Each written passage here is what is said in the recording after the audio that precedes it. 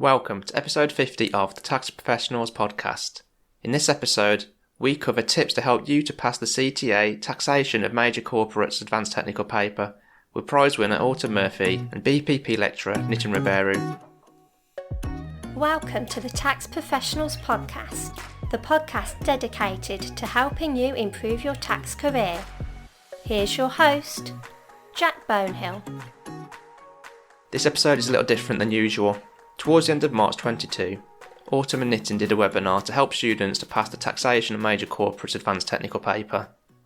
The webinar was hosted by James Howell of the Tax Recruitment Company, and the webinar covered loads of great tips on how to pass this exam with useful study and revision tips, and all three of them have been kind enough to allow me to share the audio of that webinar with you in this podcast episode.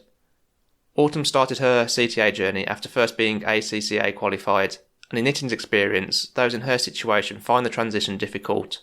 The approach needed is completely different, and because of this, many who first do the ACCA fail their first CTA exams. Nitin always makes this very clear to his students, and Autumn definitely took what he said to heart. And, despite her initial difficulties when preparing for the exam, Autumn went on to not only pass her TOMC exam first time, but she also won the award for the highest mark in this paper in the May 2021 sitting. She then also went on to win the award for the highest mark in the OMB Advanced Technical Paper in the November 2021 sitting. You might be thinking, well, she's clearly very smart, so she probably just breezed through the exam, so what can she say that would help me? Well, it's clear to me that Autumn worked incredibly hard with the CTA exams, and while she clearly is smart, I believe her success is down to how she approached studying. She shares her approach in the episode, and this is well worth a listen. In summary, the episode covers Autumn's story for preparing for the TOMC exam and how she developed her CTA study technique. It covers Nitin talking about his scenario-based study approach for preparing for the TOMC exam, and it also includes how Autumn took it one step further to get maximum benefit from practice questions. It covers some advice from Nitin and Autumn in terms of exam technique to apply with the exams being open book specifically. It covers advice around what you should be doing roughly a month before the exam. It covers the difference in approach required in sitting the ACCA ATX exam compared to the CTA TOMC paper. And it also covers what to do if you get behind in your studying. The timings for each of these sections can be seen in the episode description in your podcast player or in the show notes at thetaxprofessionalspodcast.com/TTPP50. That's thetaxprofessionalspodcast.com/TTPP50. And TTPP50 just stands for the Tax Professionals Podcast Episode 50. The link to the show notes is the only one you need to remember in this episode, as all the other links mentioned throughout are included within the show notes. This includes a link to all the CTA and ATT podcast episodes from the Tax Professionals Podcast, but you can also access these by heading on over to thetaxprofessionalspodcast.com/exam podcasts. At this moment in time, there's 9 episodes covering the CTA and ATT exams, from studying to revision tips to episodes on the CBE exams. Whilst the exams remain open book, one of the most important aspects to the exams is deciding what materials you will use in the exam. Nitin and I both suggest that you create your very own revision folder, which will allow you to access the information you need quickly when you need it in the exam. For a free step-by-step guide to create your own revision folder, head on over to thetaxprofessionalspodcast.com/revision folder guide. That's thetaxprofessionalspodcast.com/revision folder guide. As mentioned earlier, all links mentioned in the episode are in the show notes, so if you head on over to thetaxprofessionalspodcast.com/TTPP50, you'll get all the links mentioned in there. When I graduated, my first job choice was to be an actuary, with working in tax as a close second. And even though I've enjoyed all my tax roles, it wasn't until I became CTA qualified that I decided tax was where I wanted to stay. With tax, there's so many different roles and places to work. They all provide something a bit different, and while that's great, it's meant I spent a lot of time thinking about what areas of tax I want to work in and where I want to take my career long term. I've been caught up in my own thoughts. I've had doubts. I've been unsure. What's been most useful for me is talking to others, saying what I'm thinking, having someone listen, and hearing their advice. The Tax Recruitment Company understands this and can help you with a free career coaching chat with them. They have over 6 years experience in the sector. They can help you explore the options, They can help you decide what's best for you, and they can help you to create a plan to transform your tax career, making you feel more content and happier in your life. You can book a free, no obligation call with them by heading on over to thetaxprofessionalspodcast.com/free career chat. That's thetaxprofessionalspodcast.com/free career chat. Thanks to the Tax Recruitment Company for sponsoring the podcast, which is helping me to continue creating episodes. Without further ado, let's get to the episode. Hello, everybody, and welcome to our webinar today. Delighted to be joined by Nit and Autumn. Welcome, guys. Hiya. Hello. This is following on from a webinar I did with Nit last month on how to pass your CTA exams, and we got really nice feedback from everyone who listened to that. So we thought it'd be nice to do another session with Nit, and Autumn's kindly joined us as well.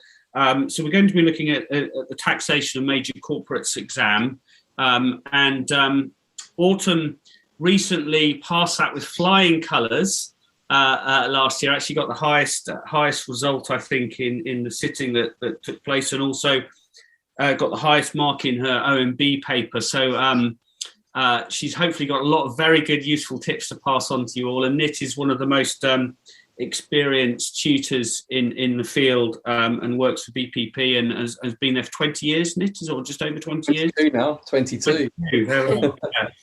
So really good people, I think, to talk about this today. We'd really welcome you to send in questions throughout. So if you look at the Q&A or the chat box, please just put in any questions you've got. You might have burning questions on your studies at the moment.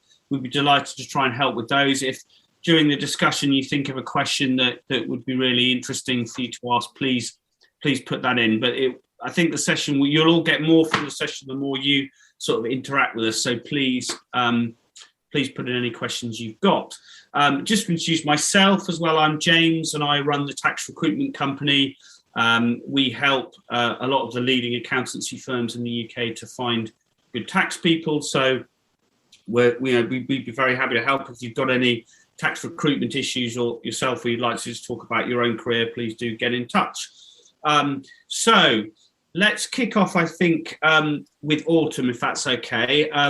Autumn, would you mind sort of talking through, I guess, some of the big things you learned from taking the exams in terms of how to pass them, perhaps mistakes you made, stuff you did really well you thought that would be useful for everyone. So do you mind sort of talking through that first, and then we'll Sure. So when I first started studying, I did TOMC, that's the first CTA exam that I did, and it was a shock at first, to say the least, compared to what I'd previously been studying. There's a lot more content and it was a lot harder than I was used to. So it was very overwhelming. I spent about 5 to 6 weeks before, like, it was around over Christmas period to January, just trying to get through the content. And that's when I contacted Nitin saying this isn't working for me. And I was at that stage, I was panicking, thinking there was not enough time. But I was about 9 weeks before the exam and I started using more the way Nitin thinks about the exams, which is like, you take the exam question, do an exam question, and then use that to like study. So you pick up on areas that you didn't pick up on, or you missed out, or you forgot about, and then you look at them areas specifically instead of trying to study everything. Because the content for these exams is a lot, to say the least. And I think that's one of the main struggles that people have with it, is there's just so much to get through. But if you try and limit it down to things that you know and things that you definitely don't know, then you can focus your studying on the weaker areas first and get through them. And if you have extra time, you can go over the stuff that you're already aware of or have some knowledge on. And that's pretty much how I studied for the main exam. I made lots of notes about like things you forget. So every question I did, I'd have a note in red on the front of the question that I did. So I printed the answer off, and I'd write down the key points that I'd forgotten. And then when I revisited that question, I'd see if I picked up on them. And towards the last couple of weeks, I started making spider diagrams with everything that I'd forgotten on topics. So I'll have one for intangible assets or one for group loss relief, and anything key that I'd forgotten, I'd write down so I could read over them. And the more you read over them, the more you picked up on the same issues. Because there was like, Nitin always refers to scenarios. So you find a different scenario in each question, but some of them scenarios are later repeated. So it's quite good to like pick up on them. But in order to pick up on that, you need to know what you're looking for. So that's the way it worked for me doing that. It's a good technique to try. You can try it. Brilliant. I think something you said, Autumn, yesterday when we were chatting was you were very modest. You said, I don't think I'm very clever, and clearly you are. But, but I don't think I am. But I learned how to revise well for the exams. And you learned that by, you didn't, you sort of almost developed good learning techniques and how to revise and stuff. Is there any tips you could pass on to anyone? Yeah, it's more trial and error. Like I could tell you exactly my revision plan, but it's not going to work for everyone. So you need to find out what works for you. If something's not working, you need to scrap it and try something new. So you can, like for me, I try everything. So the first technique I was using before I spoke to Nitin was I was reading through the chapters and trying to memorize it, which is impossible for this exam. Won't work. You get really stressed. You never cover everything. And I said to Nitin, I was spending days on just a couple of chapters, and it wasn't productive. And then when I was coming to exam practice, I couldn't answer the question because all I had was a knowledge and I'd not applied that knowledge. So one of the things that I was doing was if I was spending time reading something, I go, well, what if this happens, and what if this is the case? And the more questions you do, you can link what you're reading to them questions. So you'll pick up on why it's important that that's the case. So if you can do that, and then every question you do will go, well, what if this person did this, or what if they sold this, or what if they didn't sell this?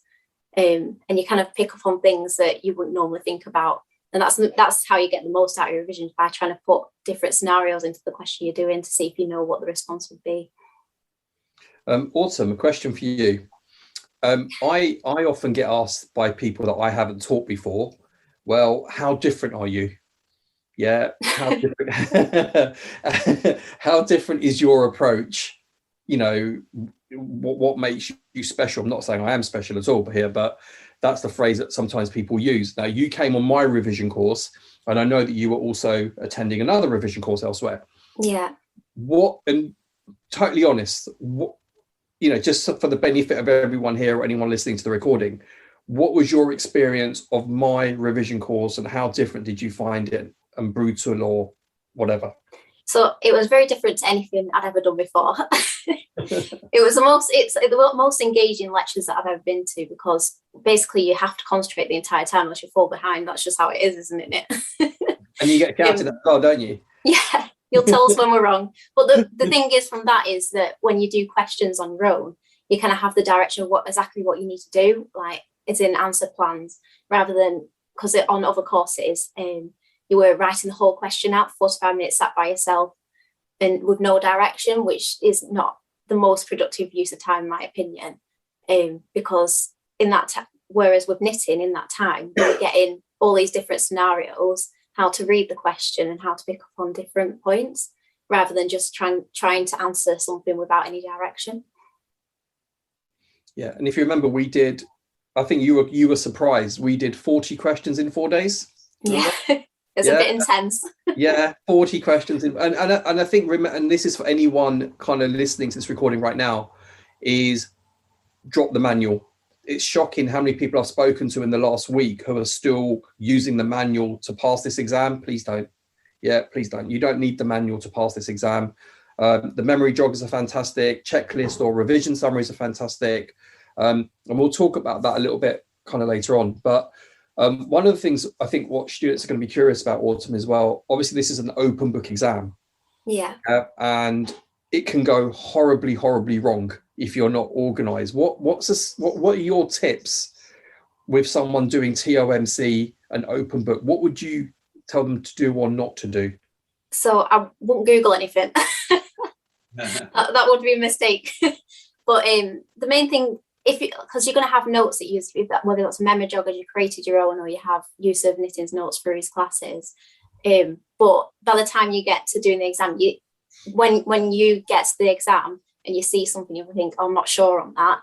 I wouldn't personally go and look for it unless I know where exactly I was looking, because you've not got enough time to flick through or read anything. So you need to know your notes well enough to literally open it and find it. But if it was me, I'd skip past anything I didn't know and come back to it if I had time at the end, rather than trying to waste time finding it. Because for all you know, it might be worth 1 or 2 marks. So it's not worth getting stuck on. So the key thing in the exam is just keep going. Yeah. Excellent. And I obviously my approach is, if you remember, is I've said that with every question, you should do the written questions first. Would you agree with that? Would you say, you may have done it differently, and that's absolutely fine. I think it's good for people to hear it. But I think the written questions are where the easy marks are. Once you get past the shock and awe of the question. What do you think? No, I agree with that approach. It won't work for me though.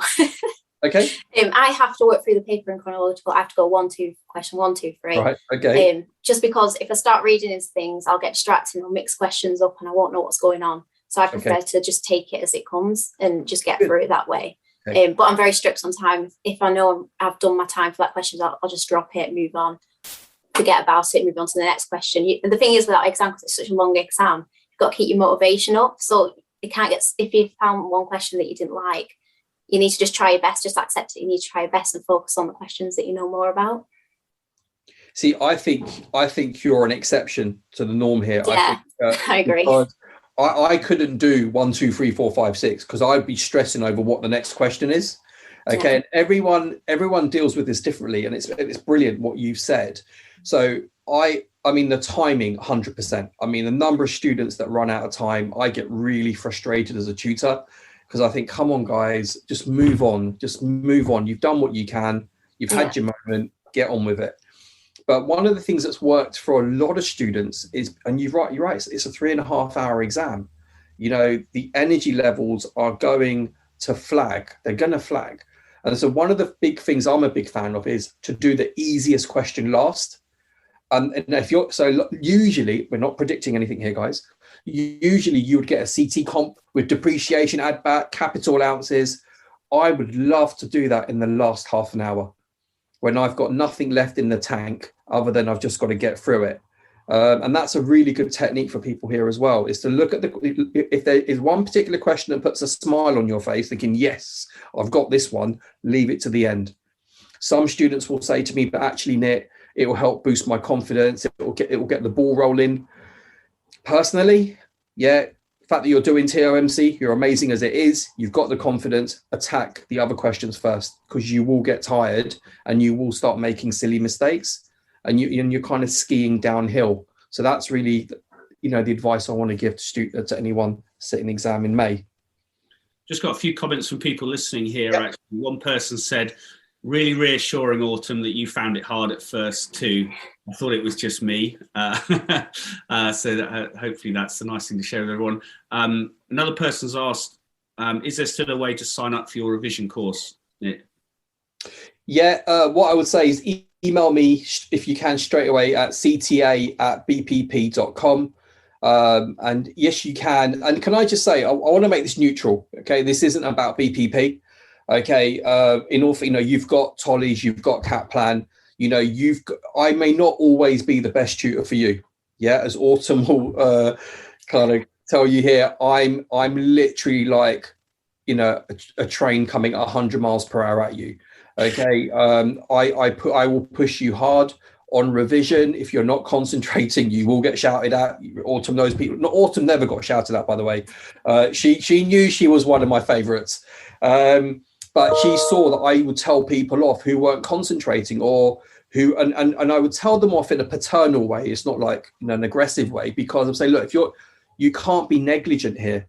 If you can't, if you're, and the example I quoted on the revision session, if you guys forgot to add back depreciation at work or messed up a capital allowances computation, you're going to be summoned to a partner or someone senior in the organization and deemed to be incompetent, but you're not.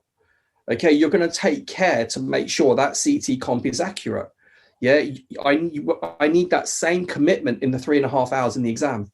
Yeah, and some of you start to kind of forget that this, you've got to imagine this exam is like a work promotion thing. The minute you get this CTA, you're going to the next level, guys. Yeah, you are fit for purpose. And so if you just change your mind, your psyche and your approach to this, all those little mistakes will go. And I have a lot of retakers contacting me who get between 45 and 49. Even, can I just say, anyone that gets between 41 and 49%, you have my respect. But do you know what? If I sat with you and I looked at if we were allowed to look at your past paper, I would make you cry. And I would show you all the easy mistakes you made. Yeah. And almost, I would say most students drop 10 to 20 marks on basics. Yeah. So a lot of you will be thinking, I've got to work harder. I've got to work harder. It's not about working harder. It's about being diligent. Yeah. Being diligent, being careful, reading that question line by line. Yeah. Honestly, those extra 20 marks will come flooding your way. And that's what Autumn does really, really well. Yeah, she's not worried about, she's never once asked me about the obscure points or that she accepted. That's obscure, don't know it, don't care, I'm going to attack this. Yeah, and you're going to see that, you're going to reap the rewards. Yeah. So one other person also just said, same for me, I always do questions in order like you do. Sorry. It makes sense, 1, 2, 3. No, what I would say about Nitin's approach is that you definitely leave the class feeling like you've progressed. Like you don't think, I'm doing OMB APS this time, and after the first day, I already felt the growth. Like you could tell that I knew what I was doing compared to before, and that's how I felt with the TOMC course as well. But they're just very hard exams, but you've got to go fighting. You've got to believe that you can pass it to pass it. And if it was easy, it wouldn't be worth doing, would it? And Autumn knows this, and I don't mind sharing this, but Autumn, you were on day 3 of my OMB APS class. Yeah. And if you noticed at the end, I got very cross. Yeah. Yeah. And I actually told a student to go elsewhere. I actually said to it politely, I was trying to be as polite as possible with this one, and I'm very honest here. I'm not the tutor for everyone. Yeah. You've got to buy into the tutor's approach. And if the tutor says, do X, Y, Z, you do X, Y, Z, and I told this student in there, I said, look, I've given you all the resources. And if you're still struggling, you may need to go elsewhere. And that's really important when you're doing a revision course. Okay. It's got, you've got to connect. You've got to ask questions. Autumn was brilliant. Autumn would ask questions. She would query things. And you've got to do that. For me, the more engaged you are, the more we can help you. And that's something you've got to do. Yeah, I was second. Make sure you ask questions. If you don't understand something, somebody else is sat at the other screen not understanding it as well. Totally. And once you've asked that question, you'll remember that point forever now, because it's stuck in your head. And every time you see a question that comes up about that issue, you'll remember asking Nitin or your tutor about it. Autumn, someone's asked, were you happy to share what you got in your exam? What mark you got? TOMC, I think it was 77. I'm not 100% sure. I have to check that. Yeah. It's a while ago now for me, a year. Just a reminder that you can book a free career coaching chat with the Tax Recruitment Company by heading on over to thetaxprofessionalspodcast.com/free career chat. The Tax Recruitment Company can help you decide what's best for you and your career. Nit, do you want to sort of talk a bit around what's the really important parts of, someone said well done. Thank you. He's amazing. Do you want to talk a bit around what's the really important parts of the syllabus that people should really be focusing on? Sure. So what James is going to be emailing out to you is a pack, and in that pack is an Autumn. Please jump in at any point if you want to add anything on this. You need to have an organized revision folder. Okay, so I've split it up into 32 sections, okay, for FA21. And these are the typical scenarios or areas that you need to be comfortable with. So having an organized file. Remember, you don't need to consign everything to memory, right, because this is an open book exam. But as Autumn mentioned earlier, you need to have what we call cheat sheets, memory joggers, a revision summary, a checklist, that if that scenario comes up, there are set things that you need to write. Okay, or if it's a computational question, there are steps you follow. For example, pension spreading. Yeah, if you get a question on pension spreading, there are 4 to 5 clear steps that I have in mind that a student simply needs to follow to get maximum marks. Okay, so the first thing is getting organized. At this point, a lot of students will say, well, Nit, it's the 24th of March. Have I got enough time? Good Lord, yes. Yeah, you have enough time to get organized, get everything ready, and you can smash this exam. I'm making that really, really clear. Okay, I think that's really important. So the revision folder is phase 1. What you need to start doing now is drop the manual. Forget the manual. Leave them, put it away. Okay. And if Tollies or Kaplan are listening here, sorry, but no more manuals now. And what you need to do for the next month is you need to read every question. That question will not come up again. We know that, but the scenario will. You have to read line by line. Okay, make sure it's on the computer screen so you're getting used to exam 4, the approach is. Please don't, so don't print it out and highlight. And you need to be able to spot the key issues. What you then want to do is this is where some tutors disagree with me, Autumn bought into this, okay, is you then look at the marking guide, not even the answer, look at the marking guide, yeah, because that's a lot more succinct, that will boost your confidence, okay, and look at the bits that you missed. I'm not interested in what you got right. We know how good you are on those things. Focus on what you got wrong. Why? And what you've got to do is, why did you go wrong? Was it a knowledge issue, or did you misread? Was it a careless issue? Yeah, and you'll find it'll be a mix. Okay, and so over the next month, you're going to grow as a person. Okay. Also, what I would like you to do during the weekends, using the exam 4 software, once the latest version is released by the CIOT, start practicing on exam 4. Okay, I'm not a big fan of you doing every question on exam 4. Now, I remember Jack was, Jack and Autumn, I think, are what I would call unique situations where they will blitz every question. Okay, Jack did every question to time. If you've got all the time in the world to do it, smash it. Okay, otherwise, put a realistic timetable together. Okay, and as Autumn will tell you, I'm very much a big fan of have a life. You need to have Fridays off, Saturday evenings, have treats. Okay, this is not about doing every hour that God sends. Okay, and what will happen is each day you will grow. Okay, each day you will grow as a person. And when you start, as you progress and start answering more and more questions, you practice going to your revision folder and you put watch outs, things you make mistakes on. Okay. And with TOMC specifically, a lot of you will say, but Nit, you've given this advice before. Why is this a TOMC session? For TOMC, guys, it's all about structure. Yeah, in every question, you've got to look at, is it a UK parent? Is it an overseas parent? Because that will also shape the transaction in terms of transfer pricing, withholding tax issues, depending on which way the transaction's going. Okay. You've got to also be mindful of all the anti-avoidance.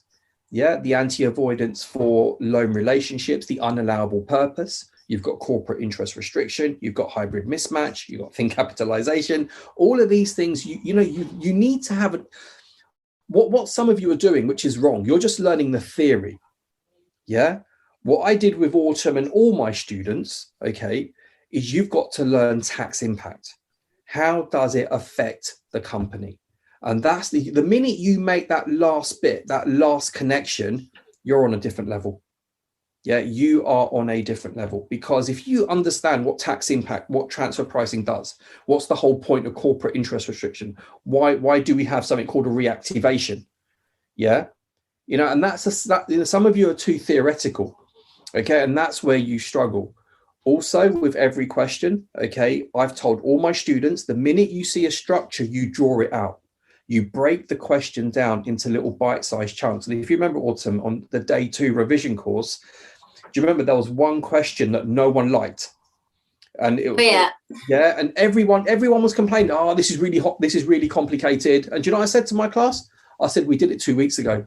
And the only reason why you guys don't know this is you can't read the question. And I asked the class, how many of you drew it out? They were scared to say. Very few people drew it out. When I started drawing it out, all the answers came, didn't they? I literally went, step 1, what's that? Step 2, what's that? Oh, yeah. And that's what you've got to do. Break it down step by step. Don't be scared to draw the diagram. Don't make it a work of art. You do it quickly, but literally try and cut to the chase. Okay, and if you can do that, you're home and dry. Okay, and the main thing I will say to you with TOMC is know your admin. Know your admin. The number, like for instance, the examiner has recently been testing international movement of capital regulations. Know your GAR. Know your senior accounting rules. Yeah, know that all the rules relating to reporting on diverted profits tax. Okay, you need to know the admin is core here. Because if an admin question comes up in May, it will be the easiest question you're going to do. But so many students fail because they haven't learned the admin. And these things are relevant to what, and be comfortable with your structures. Okay, so with international tax, remember, if you have a UK parent company, then you're either going to have a UK subsidiary, a CFC, or an overseas PE. Then with an overseas PE, it can only go set ways. Is it an avoided PE, just a showroom overseas? Do you have a fixed place of business, or do you have a dependent agent? Okay, then think about, do I need an overseas PE election? Then you've got streaming elections coming off that, territorial. So everything has it like Autumn says, do a little flow diagram to help you see the travel. Incorporation of an overseas PE could be split into default election under section 140 TCGA 1992, had to throw a section number in, or have you got incorporation within the EU? Yeah, so what you need to have is a clear roadmap, okay, as to if this comes up, this is what I'm going to do. This is how I'm going to shift the answer. If you have a non-resident parent company, then you've got a UK PE, you've got a UK sub. But how is that sub created? Was it incorporated in the UK? Are we moving the central management and control into the UK? Or is it dual resident that we've got place of effective management? Yeah, so you need that clear direction in your head. And I find so many students doing TOMC don't even have that. Yeah, that initial first point. Okay, and that's why many of you struggle with the questions. Over to you, Autumn and James. All I'd add to that is make sure that you're reading the examiner comments after you've done a question. Because the amount of times I thought I've understood something, then read the examiner's comments and it said all the students thought this and that's what I'd thought. So then it highlights the areas that you need to go back and just make sure you actually understand them properly, and then redo the question as well. There's nothing wrong with doing questions multiple times. There's that many questions to do that you'll forget the answer anyway by the time. But it makes sure that you're picking up on the points that you missed previously, which is quite good. Brilliant. Great. Please send in any questions you've got on any of those points. Anything on the syllabus that you're struggling with that you want any tips on, please send them in. One thing I would just say, which I said in our last webinar, as someone who works in tax recruitment, all this hard work is worth it. If you get past your CTA exams, it's huge for your career, and employers really, really value that as a qualification. So it's so worth putting all this hard work. You'll really reap the benefits afterwards. Right, we don't seem to have many more questions coming in. We have had one question, though, is, are you allowed snacks in the exam? Yeah, absolutely. Well, the exams are still remote, so it's from the comfort of your own home. So we generally, it's a really good question actually. To kind of stay hydrated. So some students prefer water, energy drinks, protein bars. So yeah. TOMC being open book, do you think they've made any changes, however subtle, to the question style / format since becoming open book versus closed book? And if so, how do you think they've changed it? The main change that I to be fair for CTA, I don't think there's been much of a change, if I'm being honest. All the answers at CTA are generally applied anyway. They're applied to a scenario. The main changes, I think, were in ATT with the short form questions where you could cut and paste an answer like definitions. Okay, there hasn't been much of that at CTA. Another question here has just come in. There's a few coming in. Sorry, let me just work out which ones I haven't asked you. Please, can you let us know how we get hold of the details of revision course? I don't get on with the way my tutor teaches. So I'd be interested in looking at changing to your way of thinking, which seems much more aligned to how my brain works. I think if it's just send the email to you, Nit. CTA@bpp.com. So Yeah. CTA@bpp.com. Send me an email. We can have a chat. And I'm going to be sending you all an email straight after this, which will have all those details on. The question for both of you here: what's your approach to the reading time? Would you advise using the 15 minutes to go through each question at the start, or factor additional time for each question as you go along? Autumn, I'll let you go first. I might be an exception though. I'll only do it as I go along for each question, just based on the fact that I'll forget if I read all the questions at the beginning. So I'll read the question and answer it. But what I would say about reading time, make sure you actually read the question, because it's very tempting. I noticed when I was first starting CTA, is I'd try and start the question before I've read it, and then obviously there's details in the question that can change the answer significantly. So it's important that you've understood the question before you start it. I agree with Autumn, actually. I think the only thing I would do slightly differently is I would allow 3 minutes initially when you see the exam question, is to literally try and work out which ones are explained, which ones are calculate, and try and find that CT comp easy question that you want to leave till the end. But then I don't think that it's worth allocating 15 minutes reading time. I think do each question as you go along. It's easier, it's neater. I'm with Autumn on this, that you will forget what you've planned and you're kind of like doubling your work. But yeah, try and practice it. You're gonna have a few mocks coming up, so try and work out which way is it. Is it Autumn's way, 1, 2, 3, 4, 5, 6, or are you gonna mix it up? So yeah, try it. Do what works best for you. Another question here is: I'm planning to sit the exam in November. When should I start, and how would you spread the timeline for the 4 months to the exam? I've never done this exam before, but I work in the core areas. Yeah, if you're sitting the exam in November, it depends who you're training with. Okay, so I've had a few students contact me already who want to come with BPP. I've basically put a plan in place for them. Okay, it's about having a clear plan. I've, as Autumn knows, I've written these revision summaries. So a lot of them I say start reading the summaries. Yeah, just get used to the content, get used to spotting issues, and that's the best way. Anything you'd add on that, Autumn, at all? I don't think comments about starting earlier are going to help at this stage, are they? But just try and make sure you take breaks. I'm terrible for not taking breaks, but it's definitely less productive. You get annoyed at yourself for making stupid mistakes that you shouldn't be making. Yeah. But yeah, I can't add anything else to Nit's. A question here for you, Nit. I'm moving from ACCA ATX to CTA TOMC. Are there any differences in the study approach you'd recommend? Right, Autumn, she knows what's coming. Okay, I generally say, and I said this to Autumn, if we remember, that most ACCA students will fail this exam at least once. Yeah. Okay, Autumn and another student, Chelsea Stevenson, have proven me wrong, and I couldn't be more proud. I teach ACCA ATX. CTA is a different beast. Yeah, it's a different exam. The volume is times it by 100. The intensity times it by 100. Is it more difficult? No, it's just the volume. It's the way you have to think, the way you process, the whole skill set from ACCA ATX to CTA TOMC, completely different. All I would say is, and with ACCA ATX students, you're generally reliant on going through past paper questions. That's how you've been. Autumn's nodding. Yep. But that's what we do. And the minute I say that to an ACCA student on my revision course or my talk course, they get offended. They get really annoyed at me. But I'm ACCA. I know you're ACCA, but this is a different level. Yeah, this is CTA. Past papers will not get you through.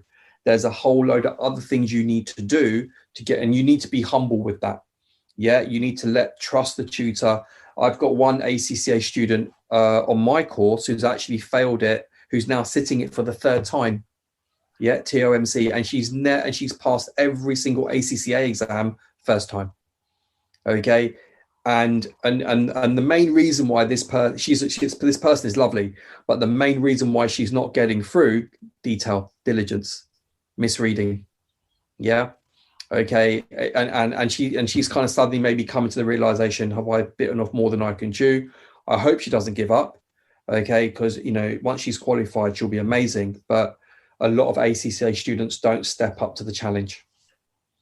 Yeah. So you just have to be willing to give up the time, like, because compared to OMB and TOMC, I have to give up so much time for it. I think I told you I was constantly working from the day we spoke. But that's because I knew you'd said that it was difficult to pass when you come from my background. Yeah. So I think just because it's short term, isn't it, for a long term gain? Yeah. But and also what's amazing, Autumn, as well, is your ACCA. You've proven me wrong. Okay, to get a prize-winning ACCA student passing CTA, you are a tax legend. Whether you like it or not, it's amazing. And you're going to give hope to every student out there, whether they're ACCA, ATT.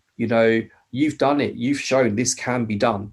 Okay, but you've got to sacrifice. You've got to commit. You've got to work hard. You're going to have tears. You're going to have tantrums. Good days, bad days. Yeah, it's going to happen. But you're going to be a success.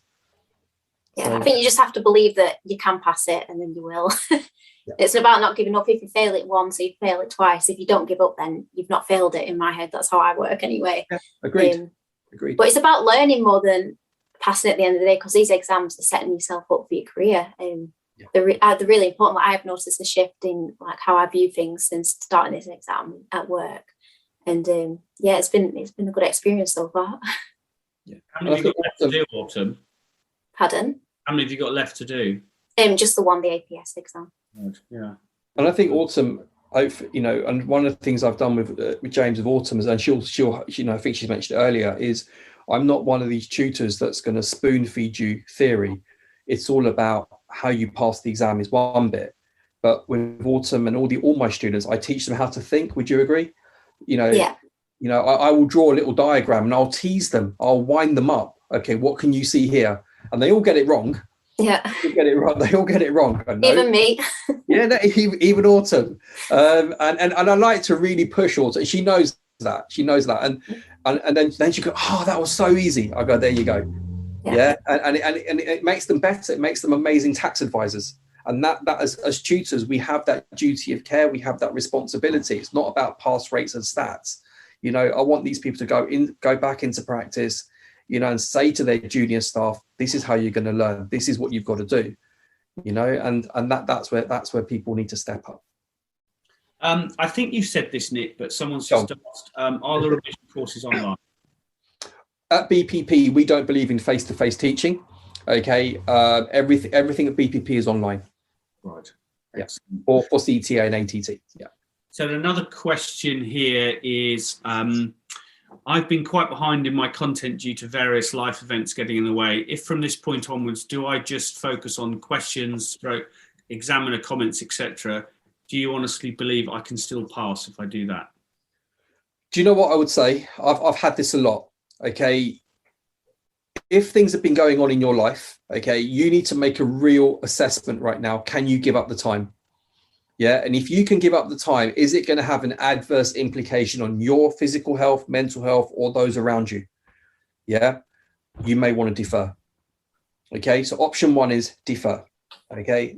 But if you feel like, look, I really want to give it a shot, let's see what happens, do your best. Like Autumn said, go in, have the experience. If you get 36, 46, you may be lucky and get 56. Okay. Just give it a shot. Okay, but don't do more than you can. Okay, make sure that things are okay at work, in your own personal lives. That comes first. Okay, then you'll be a success. You don't need that extra stress right now if you can't manage it. And this is sort of related to that question. Do you advise aiming for a specific mark on a specific question? For example, for the pre-revision mock, I aim to get at least 80% on the adjustment to profit question to give me a cushion for the other questions, so I didn't need to get over 50% on the harder questions in order to pass. Don't believe Autumn, please disagree with me here. I've never worked on that basis. My attitude is, for each question, you've got 25, 30 minutes. Go as fast as you can. get as much as you can. I simple as. agree. Yeah. Yeah. You need to attempt every question with the same intention, is to get as many marks as you can. Yeah. Because you never know. Sometimes if you think you've done well at a question, you might have not have understood it and not done as well as you thought. Yeah. Excellent. Well, I think that's all the questions answered. I thought that was great discussion, guys. Is there anything you want to add, Nit, before we sort of close up, or? Guys, really draw strength from Autumn. You know, we've been so grateful that she agreed to kind of join us on this panel today. You can do this. Seriously, you can do this. It's not about working hard. It's about being effective. You know, you can email me at cta@bpp.com for any non-technical queries. Yeah, if you need a bit of guidance, not a problem at all. But guys, good luck, and you know, just do your best. Yeah, good luck, everyone. The show notes for this episode can be found at thetaxprofessionalspodcast.com/TTPP50. The show notes include all the links mentioned throughout this episode, including a link to the free step-by-step guide to make your very own revision folder, and a link to all other exam podcasts to help you with the ATT and CTA exams. Thanks again to Nitin, Autumn and James of the Tax Recruitment Company for allowing me to share this webinar with you. But that's it for this episode. I hope you liked the episode and have taken away some useful points to help you to progress, develop and improve your tax career. Until next time.